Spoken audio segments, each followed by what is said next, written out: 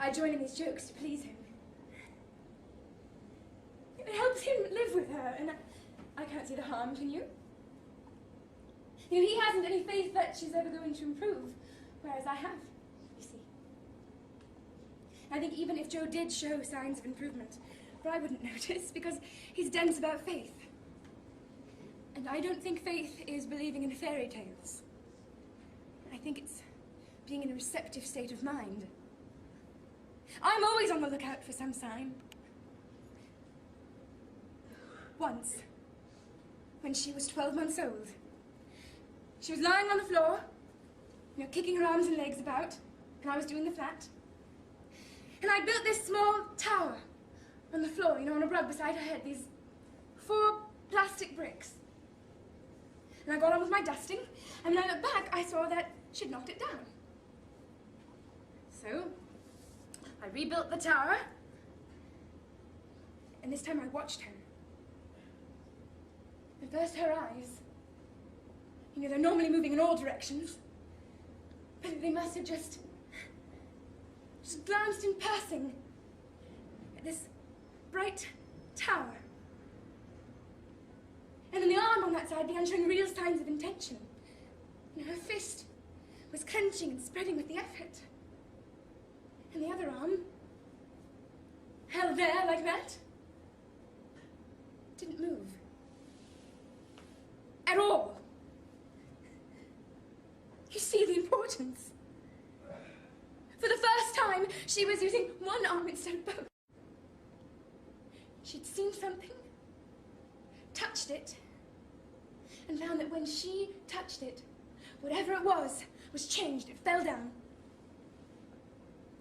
And now the arm that side began, you know, stretching, straining toward the blocks.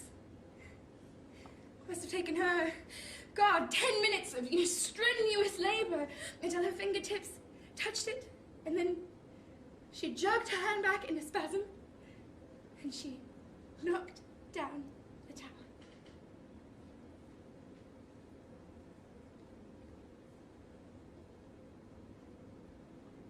I can't tell you what that was like. But you can imagine. Several times her hand very nearly touched it and it got jerked away, and then she'd try again. That was the best of it. She had a will. She had a mind of her own. When Bri came home, I told him about it, and he said something stupid, like, "Oh, that's great, sign her up for piano lessons." But then when he tested her, putting bricks all around her reach, sometimes out of her reach, so she really had to strain to get there, he saw that it was true. And no, it wasn't much to wait for. One arm movement completed. And even that wasn't sure. You know, she'd get tired, the firelight would distract her, the effort would bring on a fit. But more often than not, she'd manage it. And a vegetable couldn't have done that.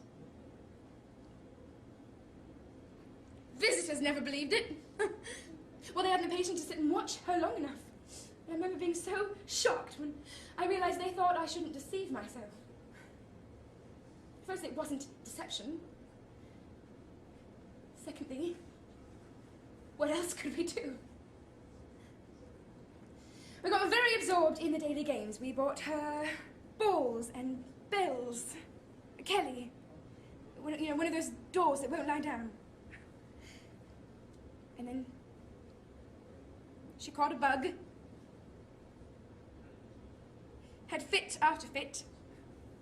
The grand mal, not the others, would amounted to a complete relapse. Afterward, we tried her again with the blocks, but she couldn't even seem to see them. And that was when Brian lost interest in her. I still try. I don't bother telling him. I'll tell him when something happens. It seems to me it is only common sense. If she did it once, she could do it again. I think that while there is life, life. There's hope. Don't you? But I do wish he would talk more seriously about her. I wonder if he ever thinks about what she'd be like if her brain worked. And Brian's mother is always saying, wouldn't she be lovely if she was running all about, which makes Brian hoot with laughter. But I do. I do think about it. Every day.